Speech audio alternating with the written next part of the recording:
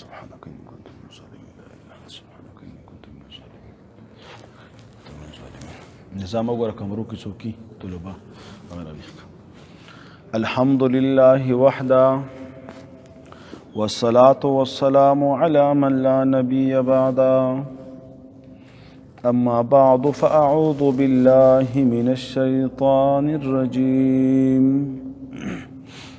بسم الله الرحمن الرحيم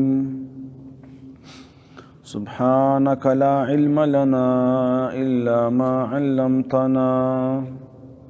إنك أنت العليم الحكيم رب اشرح لي صدري ويسر لي أمري واحلل عقدة من لساني يفقه قولي ولما برزوا لجالوت وجنوده قالوا ربنا أفرغ علينا صبرا وثبت أقدامنا وانصرنا على القوم الكافرين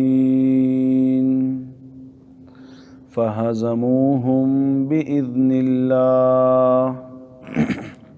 وقتل داود جالوت وآتاه الله الملك والحكمة وعلمه مما يشاء ولولا دفع الله الناس بعضهم ببعض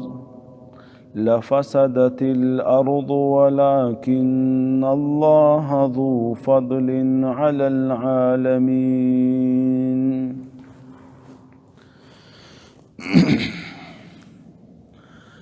مخکې آیاتونو کې د جهاد فی سبیل الله ذکر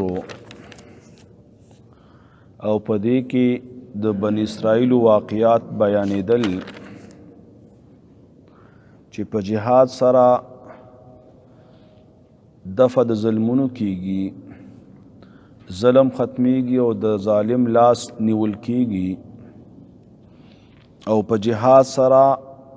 مسلمانانو په ملکونو کې او علاقو کې امن راځي او هغه قوتونه چې د مسلمان سره ظلم کوي د مسلمانانو عبادت خانه مسجدونه مدارس او د هغوی علماو ته تکلیف رسوي نو هغوی د دفع کولو دپاره جهاد یو عظیم عبادت دی کفار او مشرکین او هغه کس چې تابع د شیطان وي هغه همیشه دپاره خنډ جوړیږي په عبادت د الله کې کفار همیشه دپاره دا غواړي چې مسلمانان دي د الله عبادت نه کوي او د هغې قانون مطابق د خپله زندګي نه تیری کم قانون چې رب العالمین په خپل کتاب کې په واسطه د رسول پاک صلی الله علیه وسلم را لېږلی دی او دوی خپلم د حیواناتو په شانتې ژوند کوي او تابع وي د خواهشاتو نو دوی دقه شان غواړي چې مسلمان هم دغه شان شي لیکن دوی ته پته ده چې زمونږ زندګۍ کې خوند نشته زمونږ زندګۍ د مصیبتونو او وفتونو سره ده او بل مقابل د مسلمان زندگی چې کله هغه تابع وي د قرآن او سنت نو د هغه زندگی یو ښایسته زندگی وي د امن او د سکون زندگی وي هغه د فلاح او د کامیابی زندگی وي نو دغه باره کې مخکې یو واقعه بیان کړه چې څه قوم او هغه د جهاد نه تښتېدلي وو هغوی باندې رب العالمین مرګ راوستی و د هغې د تفصیل نه پس دویمه واقعه بیان شوه چې په بني اسرائیلو باندې ظلمونه شروع شول د طرفه د جالوت چې دوی اوسېدل په دغه وخت کې په فلسطین کې او دوی باندې حمله کړې وه او د دوی نه ډېر شی کسان شهیدان کړي او د دوی نه څه نوجوانان هلکان غلامان بوتللي وو دوی د وخت نبی نه مطالبه وکړه چې مونږ ته امیر پکار دی چې مونږ جنگ وکړو د جالوت خلاف او داغه مقابلې ته ووځو. د وخت پیغمبر دوی منع کړیو چې ګوره د جهاد فرضیت مغواړئ، هسې نه چې جهاد فرض شي او بیا رستو شي الله به در باندې عذاب راولي. لیکن دوی ډیر ټینګار کاوه رب العالمین په جهاد فرض که او دوی د امیر مطالبه وکړه. طالوت علیه الرحمت په رب العالمین امیر او بادشاہ وقت مقرر که. د بنی اسرائیلو د عادت مطابق چې هغوی با په حکم د الله کی چون چرا کوله، اعتراضات به کوله او هغه به په اسانه نه منلو. دغه شان د طالوت په مشرۍ کې هغوی چون چرا شروع کړه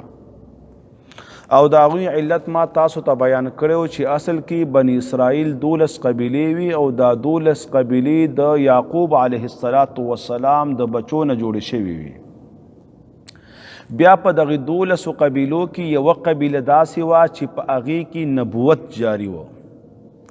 او بله قبیله داسې وه چې هغې کې به بادشاهان راتلله. لیکن چې کمی قبیلې کې طالوت علیه الرحمت مشر شو او امیر شو، کم خاندان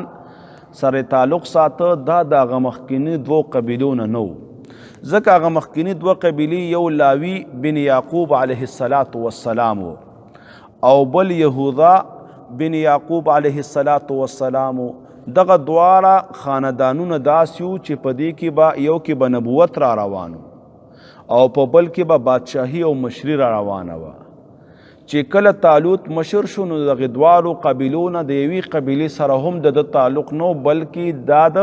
بنیامین بن یعقوب علیه السلام د خاندان سره تعلق ساته چې بنیامین اصل کې سکرور د یوسف علیه السلام. نو دغه وجه نه دوی اعتراضات شروع کړل. بیا رب العالمین د وخت د نبی معجزه ښکاره کړه او چې کوم تابوت د دوی نه وړیو عمالقو او جالوتیانو، هغه ورته په واسطه د فرشتو واپس که. نو دوی بیا په دغه وخت کې بادشاهي او امارت د طالوت علیه الرحمت ومانه. چې کله د طالوت علیه الرحمت بادشاهي او امارت عنوانه نو دوی جهاد ته تیار شو او فوج برابر شو د طالوت علیه الرحمت په امارت کې او بهر راووتل. په دغه وخت کې طالوت علیه الرحمت دوی ته وفرمایل چې الله رب العزت په دغه وخت کې په تاسو یو امتحان کوي، چونکې د ګرمۍ موسم و، شاره ډاګه وه او لرې سفر و، په لاره کې یو نهر را روان دی، لیکن د دغه نهر نه به اوبه نسکئ او کسکئ نو په اغه طرفه غرفتن پلاس یو چونګ سره یو لپې سره به اوبه راخلی، دوارو لاسونو سره به اوبه نه راخلی او ډایرک به ډېرې اوبه هم نسکئ. ډایرک اوبه څکلو ته عربۍ کې قرع وایي چې همداسې د خولې په ذریعې باندې ورسملي او د نهر نه اوبه څکي. دوی چونکې تږي شوي او اوبه ورسره ختمې شوي وي او دوی باندې تندم وه، نو ډېرو کمو کسانو د وخت د امیر خبره ومنله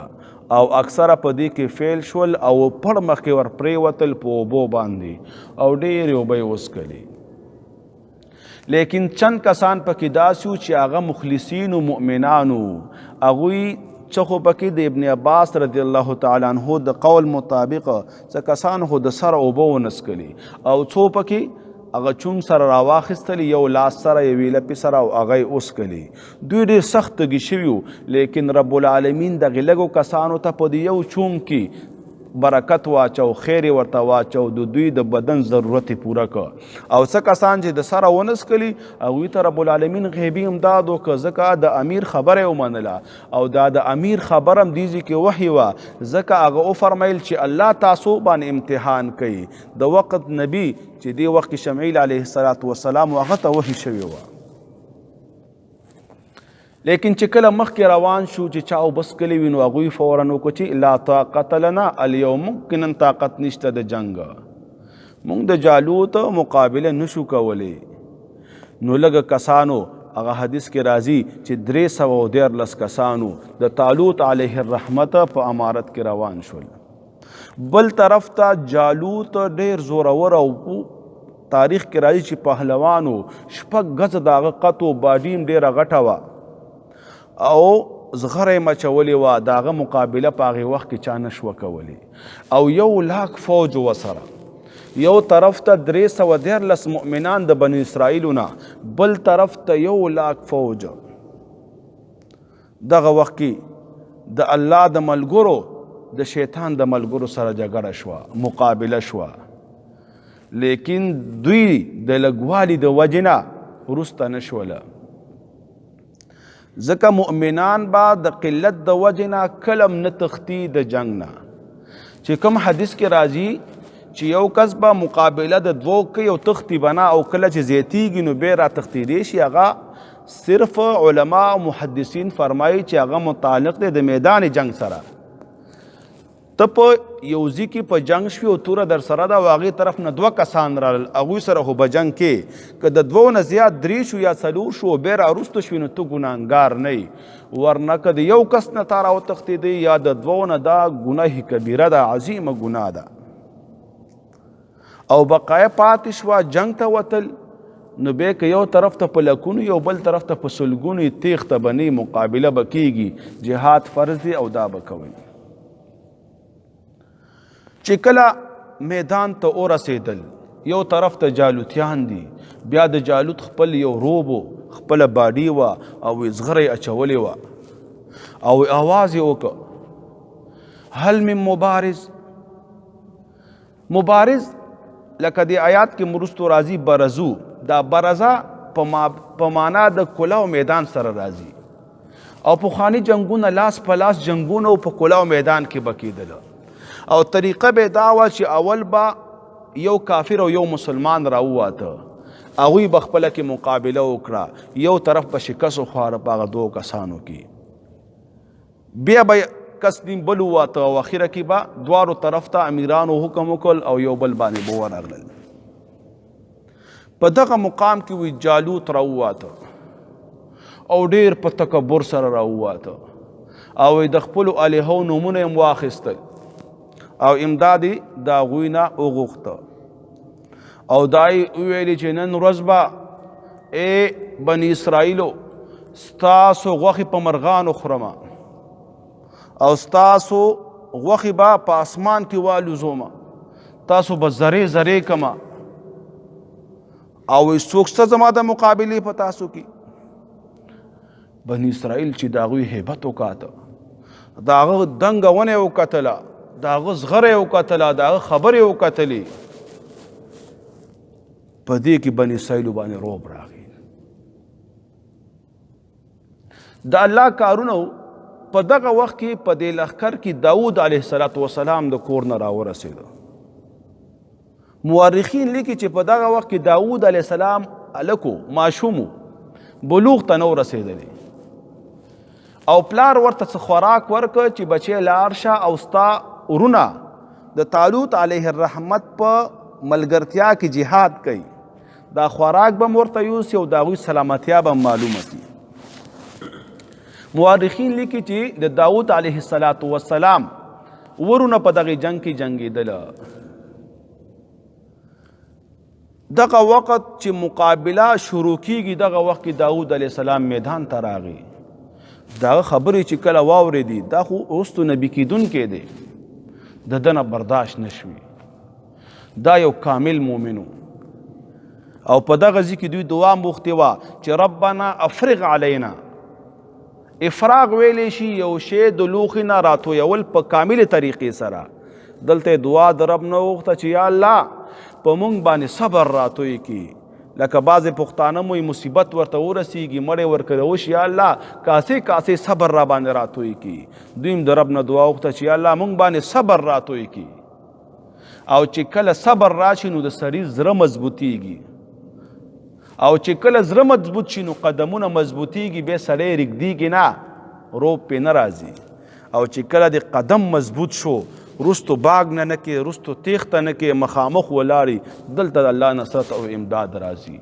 دقه شان داود علیه السلام سره وشو طالوت تی امیر دی په جهاد کې به هم د امیر د حکم نه بغیر یو کار هم نه کوي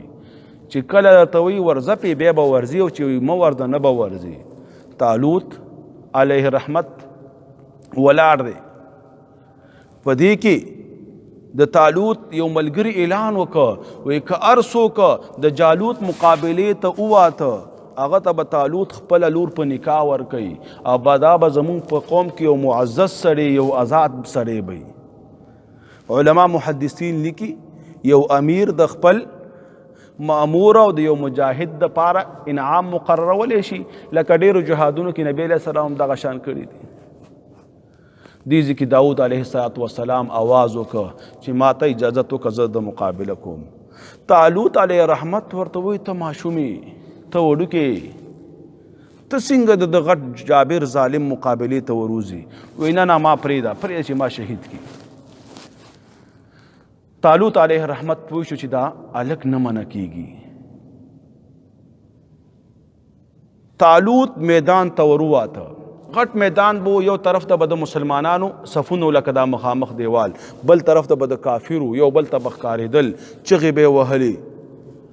دیزي کې بیا طالوت د جالوت د تکبر خبرې شروع کړي د لویي خبرې شروع کړي چې ته او یو ماشوم او زما مقابله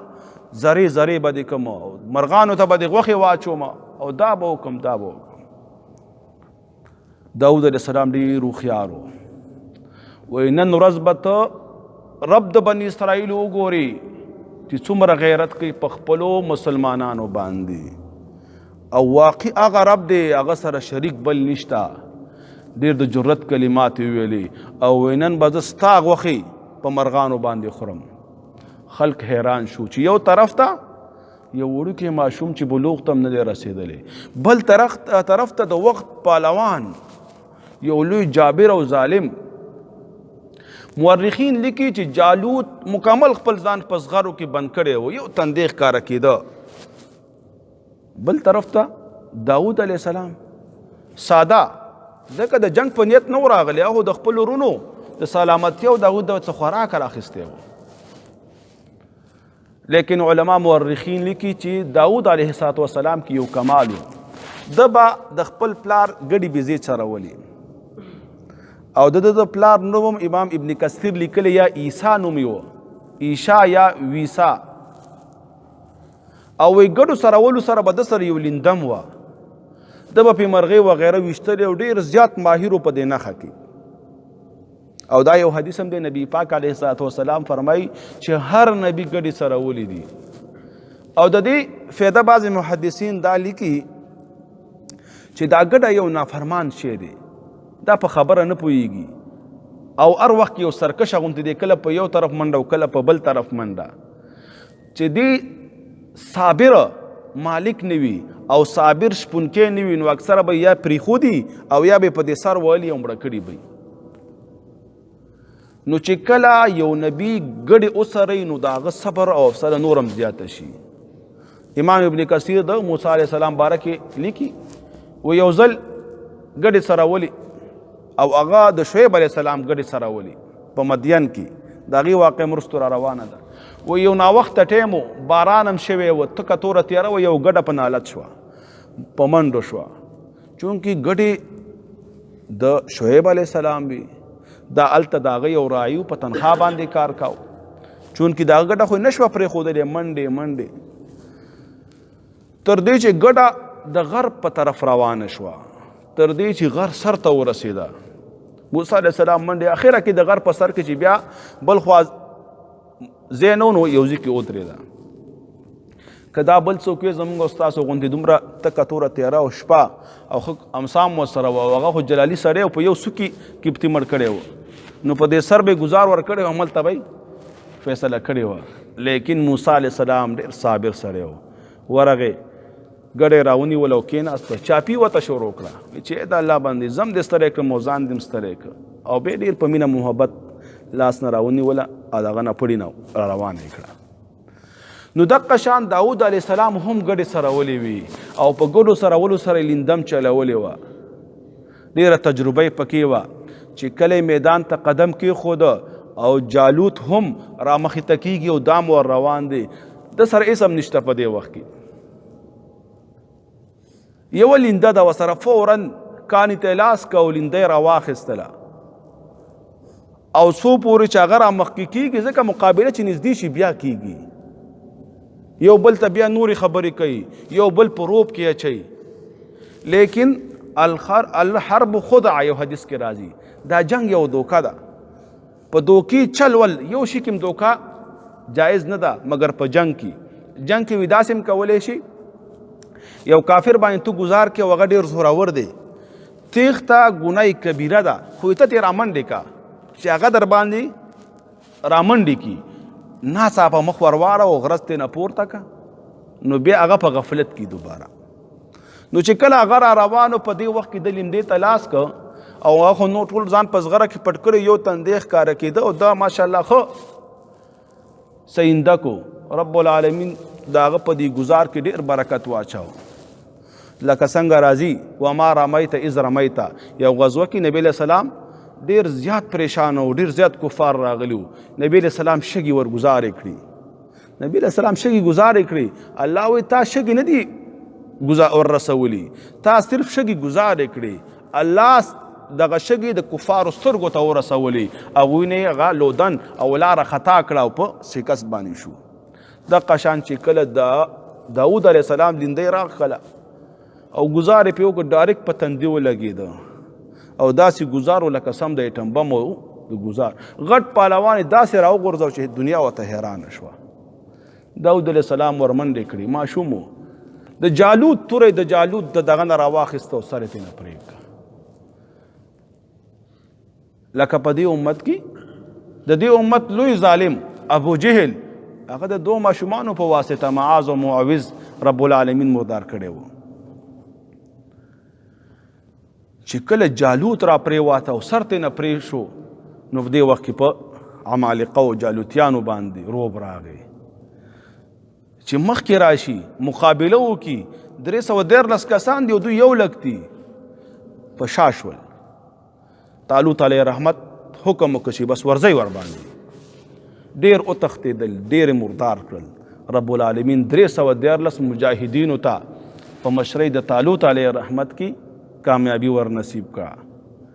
دې ته ویلی شي نصرت الهي، دې ته ویلی شي امداد الهي. هسې په عقل باندې دوی مقابله ډېره ګرانه وه. عقل خو دې خلکو ته لیوني ویلي، ځکه چېرته 313 چې اسلحه هم ورسره کمی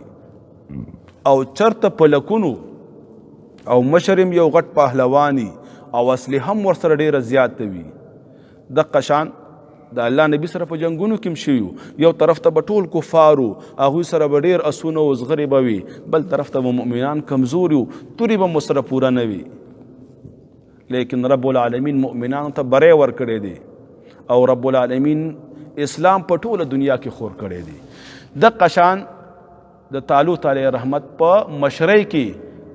جالوتیانو ته شکست ورکړه، فلسطین یې نه ونیوه او هغوی تس نس کړل. ګورئ ولما برزوا لجالوت وجنوده، ولما وهر کله چې راووتل دوی، برزو په معنا د راوتلو په معنا د راښکاره کېدلو، لجالوت و جنوده د مقابلې د جالوت او د لښکر د هغه ته. مؤمنانو نو مسنون عمل په جهاد کې دا دی چې انسان به دعا غواړي او د دعا د قبلېدو څه مواضع دي. یو موضع پکې یو ځای پکې میدان جنگ دی، رب دلته دعا ډېره قبلوي. نبی علیه السلام هم چې کله جهاد ډېره دعا به یې غوښتله، ډېرې زاریګانې به یې کولې. مؤمنانو دعا وکړه چې ربنا ای رب زمونږ، وسیلې کې ربنا لفظ بیان کړ. بعضې مفسرین وایي چې دا ربنا اسم اعظم دی، په دې سره چې دعا وغوښتلی شي الله دعا دا بنده قبلوي. بعضې سلف ویلي چې کله ستا یو لوی مشکل وي، لوی حاجت وي، نو اول درود ووایه، بیا 5 ځله ربنا ربنا ربنا، د زړه د درد نه ووایه، د زړه نه ووایه، الله به دعا ضرور قبلوي. دوی مې ویلې ربنا ای رب زمونږ، چې په مینې محبت سره وي او دا ربنا ستا خوله نه بلکې ستا زړه یې ووایي، نو بیا ډېر زیات خوند کوي، بیا ستا اواز په اسمانونو کې اورېدلی شي. افرغ علینا، راتوی کی په مونږه، راواړې په مونږه باندې صبرن صبر، یا الله د صبر جامونه را باندې راواچي. وثبت او مضبوط کړي اقدامنا قدمونه زمونږه، وانصرنا او امداد وکړي ته علی القوم الکافرین، په مقابله د قوم کافر کې. دا هغه نقطه د کامیابۍ وه دا هغه نقطه د دې و چې مد مقابل ته شکست ورکي. دوی ویلي مونږه کمزوري یو، مونږه ضعفا یو، یا الله ستا په امداد به هر څه کیږي. رب ورسره امداد وکړه. فهزموهم باذن الله. هزم په معنا د ماتولو سره راځي او پښتو کې دا محاوره ده چې لکه فلان کې ته ماتې ورکړه هغه بیله. فهزموهم نو شکست ورکو دوی. فهزموهم نو شکست ورکو دوی. هزمو کې خپل ضمیر دی هغه راجع دی د طالوت علیه الرحمت ملګرو ته او هم د جالوتیانو ته راجع دی. نو شکست ورکو دوی هم هغې جالوتیانو ته باذن الله په امداد او توفیق د الله سره. او غټه کارنامه پکې دا وشوه وقتل او قتل کړو داود علیه السلام. داود په پیش سره فاعل د قتله د پاره دی، جالوت په فتحې سره منصوب دی او دا مفعول دی د هغې د پاره. وقتل او قتل کو داود علیه السلام جالوت لرا. دلته اوس چند صفات بیانوي د داود علیه السلام. د دې نه وروسته بیا علما مفسرین فرمایي چې رب العالمین داود علیه السلام ته مشریم ورکړه. یو جهاد کې طالوت علیه الرحمت شهید کړی شو، داود د دغې لخکر مشر شو. بیا پکې رب العالمین نبیم دا که په بني اسرائیلو کې اول کس داو چې نبوت او بادشاهی دواړه په ده کې جمع شو او د بادشاهي هم ډېره ناشنا بادشاهي وه. الله ډېره عظیمه بادشاهي ورکړې وه. وقتل او قتل که داود جالوت لرا. وآتاه الله الملک ورکړی والله رب العزت دی داود لرا الملک بادشاهي والحکمه او نبوت ورکړی و. الحکمه باره کې بعض علما مختلف توجیحات کوي. وی حکمت نه مراد دیزی کی نبوت دی، رب رستو حکمت ورکا. او بعض وی دی تا مراد اغا زبور کتاب دی چې رب العالمین د ته ورکړی و او د ډېر ښایسته آواز هم و. نبی علیہ السلام یو صحابي ته فرمایي تا خو داسې آواز دی لکه د آواز د داود نه. داود علیہ السلام ډېر ښکلی آواز و او تلاوت به یې کاو د زبور او رب العالمین د ته نور علوم هم ډېر زیات ورکړي. او بعض وی د حکمت نه مراد هغه علم دی چې په هغې باندې عمل وي، الله علم هم ورکړی. او بعض وی الله پاک دا یو عابد بنده ګرځولی و. ځکه یو حدیث کې راځي چې دا اعبد البشر ډېر زیات عبادت کوونکی په ټولو بنیادیانو کې. ده به یو ورځ روژه نیوله او یو ورځ به یې کوجه وه. او یو حدیث کې راځي امام بخاري راخیستی چې ده به د خپل عمل د لاس د کسب نه به یې مړۍ او روټۍ خوړله. ده ته الله پاک د زغرو د جوړولو پوهه ورکړې وه او زغرې به یې جوړولې او هغې باندې به بیا څه کسب کاوه او هغې مطابق به خپله زندګي چلوله په هغې باندې. وآتاه الله الملک والحکمه ورکړی دغه داود ته الله رب العزت بادشاهي او حکمت او نبوت. وعلمه تعلیم ورکړی دغه داود علیه السلام ته مما د هغې څه نه یشا چې خوښه وه د الله. دا یشا فعل مضارع په معنا د فعل ماضي ده. رب العالمین د ته ډېر علوم ورکړي. بعض علما لکه امام ابن کثیر تلیکي چې دلته رب العالمین د زغرو علم ورکړی و چې وروستو انشاءالله په صورت صاد کې د دې ذکر را روان دی. او بعض وی رب العالمین دلته علم ورکړی و د حیواناتو په خبرو به پوهېده. او بعض دریم قول بعض علما دا کوي چې د سره به حیواناتو چې په کوم ځمکه باندې ګرځي او دقه شان بره په هوا کې مرغانو او دقه شان غرونو تسبیحات ویلي ده به چې څه ویلي هغوی به هم ویلي. دته الله پاک یو ناشنا آواز ورکړی و. او څلورم قول په دې کې دا دی چې دته الله د فیصلو علم ورکړی و. ډېرې ښایسته فیصلې به یې کولې او ډېر حکیمانه انداز سره. او بله دته الله د امارت پوهه ورکړې وه. د جنگ په امارت او جرنیل تی رب العالمین بیا د طالوت نه پس د ده نه جوړ که او په هغې باندې ډېر ښې طریقې سره دا پوهېده. ولولا دفع الله الناس بعضهم ببعض. اوس رب العالمین په دغه الفاظو کې د جهاد حکمت بیانوي چې دا جهاد د څه دپاره دی. رب العالمین فرمایي ولولا دفع الله او که نه وی چرته دفع کول د الله رب العزت خلکو لرا بعضهم ببعض بعضو لرا د دوی نه په بعض نورو سره. رب العالمین بعض خلکو لرا په بعض نورو دفع کول نه لفسدت الارض نو فساد براغلی او په ځمکه کې. کفار او ظالمان خو همیشه د پاره ظلم کوي، همیشه د دین دښمنان وي، همیشه د پاره مدارس او مساجد او علما نه پرېږدي، مسلمانان په امن سره نه پرېږدي خپل عبادت دپاره. لہذا هغوی ظلمونه کوي. د دغې ظلم د ختمېدو دپاره او د کافرو د لاسنیوي دپاره رب العالمین جهاد فرض کړی دی. ولكن الله لیکن الله رب العزت ذو فضل خاوند فضل علی العالمین په مخلوقاتو باندې دی. د رب العالمین فضل ډیر اوچت دی. رب فضل وکړه، جهاد در باندې فرض کړه او په جهاد سره ستاسو حفاظت راغی. په جهاد سره رب العالمین ستاسو حفاظت کوي. ولولا دفع الله الناس بعضهم ببعض کی مفسرین ډیر اقوال لیکلي دي. د ګناہونو رب العالمین دفع کوي په امر بالمعروف او نهی عن المنکر سره، او بعضې نیکانو د خلکو په واسطه باندې رب العالمین مصائب دفع کوي د بعضې نورو نه. بعضې مفسرین دلته یو حدیث ضعیف راوړی دی. حدیث ضعیف چې کوم وي هغه موضوعي نه ضعیف دی، محدثینو خپله یو اصطلاح ده او د هغې تایید دپاره څه آیاتونه هم ذکر کړي دي چې کله کله رب العالمین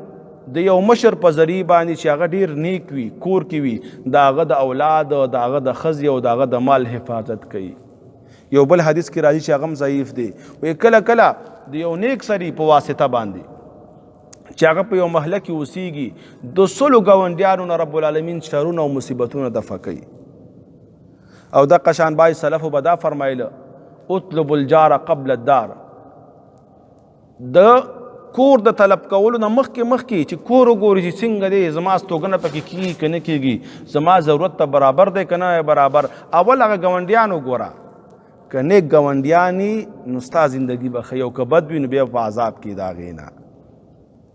او بعض علما دا فرمایي چې کله د یو چا نیکه یا پلار نیک سره تیر شي نو په وو پشتو کې د هغې رحمتونه او برکتونه رب العالمین په هغوی باندې نازلوي. بعضې خلک به ګوري په دغې وخت کې اعمال به یې ډېر برابر نه وي لیکن زندګي به یې ښه وي. دغه شاني چې د هغوی مشران ښه خلک تیر شوي. او بل طرف ته به په خپلې محلې کې په خپلې کلي علاقه کې بعضې خلک ګوري هسې بشرین فسادین وي. ته به متحیران یې دا څنګه فسادین دي، د هغوی یو مشر به بد تیر شوي. زمونږ یو مشر هغه خبره کوله، وایي دلته یو عالم او ملا و او پخوا به جوماتونه چې کوم د عام د خسو نه به جوړ شوي، سفره به پې وه او لوښي مخې به شاوخوا ته ودرولی شوي وي. وایي د دوی نیکه وه او هغه ډېر شري وه. وایي یو ځل هغې جومات ته یې اور ور واچاو او هغه جومات کې ملا صاحب دننه و. هغه جومات هم وسوځېده، هغه ملا صاحب وده، هغه غریب بیچاره هم پکې وسوځېده. نو د هغه اووم او شپږم نسله پورې ټول بچي د هغه لیونیان پیدا کېږي. بس یو دوه پکې هغه خاندان کې خامخا لیوني په هر نسل کې، دا د هغه یو ګناه د وجې نه. نو د ګناه نه ځان بچ ساتئ. زمونږ یو قاري صاحب اوس هم ژوندی دی، هغه نه یو ځل یو مشر تپوس وکړه، هغه په سترګو باندې حافظ و. وی قاري صاحب ته د مور نه وړوند پیدا شوی که نه؟ وی نه. وی دا تپوس رانه مه کوه، خو مجبور یې که. وی یو ځل داسې چلو چې زما ځواني وه او حفظ مفظ مې هغې وخت کې نه و کړی او بس وی یو لوپر سړی وم،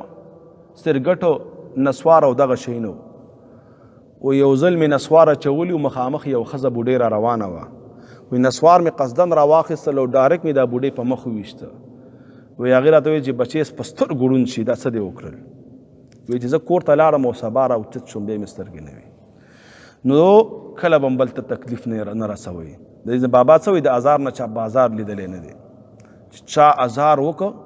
او ازاري کار یې وکړه نو ازار به په ده باندې لګي. اگر که اوس ونه لګېده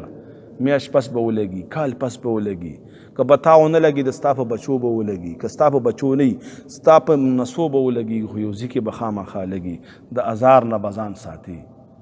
ښېګڼې وکړئ خلکو سره، ښه اخلاق وچلوئ، خلکو خیرخواهي ولټوئ. رب العالمین به ستاسو دنیا و آخرت ښایسته کړي. لفسدت الارض، نو خامخا فاسد شوی به وزمکا. ولکن الله، لیکن الله رب العزت د لوی فضل والا دی په مخلوقاتو خپلو. تلک آیات الله نتلوها علیک بالحق. اوس په دې آیات کریمه سره مخکینی مسائل او مخکینی واقعات ختمی او په دې کې صدق د آخري نبی دی چې ګوره تا دوی ته واقعات بیان کړل د زرګونو کالو مخکې او ته خو هلته نه وي نو پته لګي چې دا د بره نه وحي راغلی ده او ته د وخت پیغمبري او خلکو ته په تا باندې ایمان پکار دی. تلک آیات الله د آیاتونه د الله دي نتلوها چې لولي الله رب العزت ها دغه آیاتونه علیک په تا باندې. مفسرین لیکي دا لوستل د الله صفت دی. الله په دې قرآن باندې تلفظ کوي لیکن درې شرطونه دي په دې کې تمثیل به د الله نه بیانوي. مثال دته ویل شي لکه د فلان کې د فلان کې په شان دي الکه وي دا ستا आवाज خو ماشاءالله د فلان کې قاری شاه په شان دي د قاری باسط غونته आवाज کې تمثيل به رب العالمین نه بیانې تشبیه به نه کې مشابهت سره چې دغه شان आवाज دي د دغه شان بشان او تعویل بم پکې نه کې چې نه دین او دا مراد نه دي علم نه قدرت نه مراد علم دي یا د ید نه مراد دي چې علم دي وغیرہ وغیرہ. نو تمثیل به نه کې تشبیه به نه کې او د قشان تعویل بم پکې نه کې. نو دا آیاتونه د الله دی الله د الله تلفظ په دې باندې ثابت دي. تلک آیات الله د آیاتونه د الله دی چې ولي دی آیاتونه را علیک پتا باندې اے محبوب بالحق پرشتیا سرا یا بالحق د پاره د اظهار د حق و انک لمن المرسلین او یقینا خامخات د رسولانو نه بس ته بیا کوی. ولما برزو او هر کله چې دوی را ښکاره شو او را وتله لجالوت مقابلی د جالوت و جنوده او داغه د لښکر لرا قالوا اویل دی مؤمنانو ربنا اے رب زمون افرغ راتوی کی علینا پمونږ باندې صبرن صبر وثبت او مضبوط کړي اقدامنا قدمنا زمونږه وانصرنا او امداد او نصرت کی زمونږه على القوم الكافرين په مقابله اند قوم کافر کی فهزموا نشکست ورکړو دوی هم دغه جالوتیانو لرا باذن الله په امداد او نصرت سره د الله نا وقتل او قتل کړو داوود علیه السلام جالوت لرا واتاه الله ورکړو الله رب العزت دغه داوود لرا الملک بادشاہی والحکمه او نبوت وعلمه تعلیم ورکړو دغه داوود علیه السلام نام ما دغه سنا یشا چې د الله خو خشوا ولولا د الله کچر نوې د فکول الله رب العزت الناس خلق لرا بعضهم ببعض بعض د دوی بعض نور لرا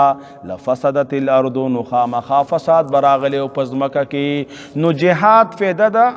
د فساد ختمولو د پاره لیکن نن د بد قسمتینا جهاد ته دهشتګردي وي جهاد کی وي خلکو کې دهشت خوروي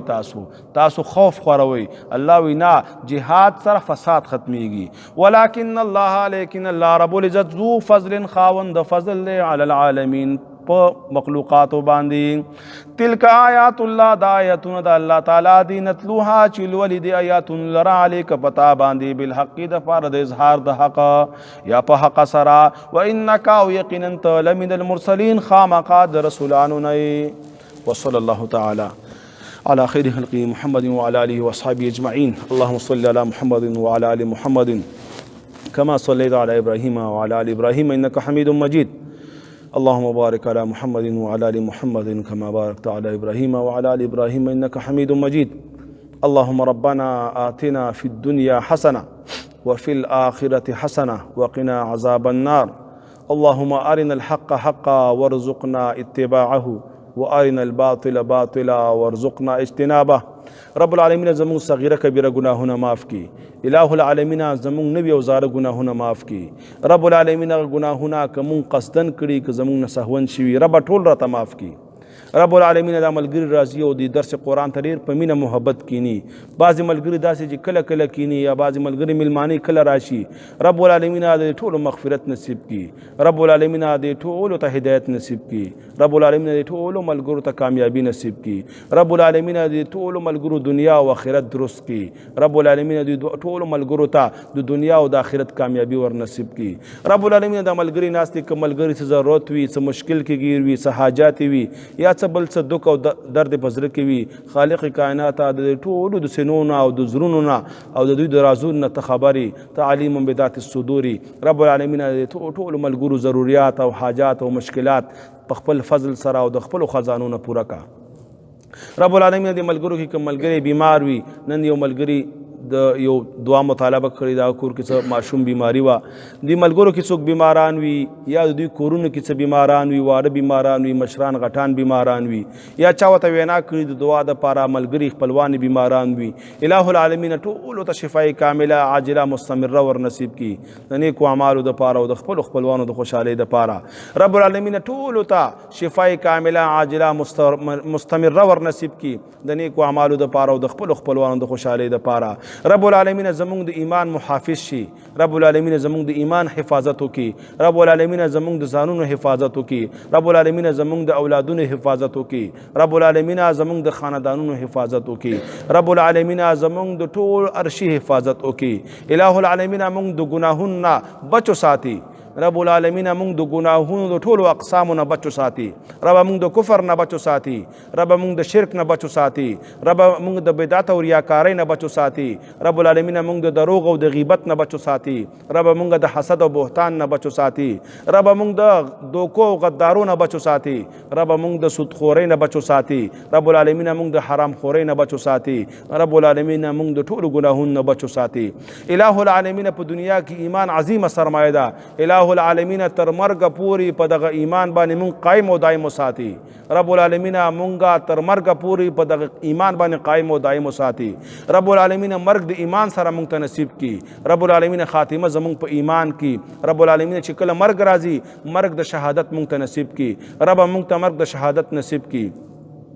رب العالمین مونږ ته دعا چل نه راځي، طریقه نه راځي، نبی پاک علیه الصلاۃ والسلام چې د امت دپاره کومې دعاګانې غوښتي الہ العالمین په هغې کې زمونږ برپور حصه وکړي، رب العالمین هغه زمونږ په حق کې قبول کړي، رب د کوم اشیاو نه چې پناه غوښتې ده رب العالمین مونږ ته هم د هغې نه پناه را نصیب کړي، چې کله مرګ راځي رب العالمین دا عظیمه کلمه زمونږ په زبان راولي چې لا اله الا الله محمد رسول الله وصلی الله تعالی علی خیر خلق محمد